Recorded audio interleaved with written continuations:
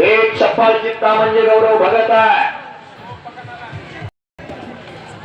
सह्याजी मध्ये आला, चेतन बुद्धकर आला का मग त्याची कुस्ती फिरवून जोडा.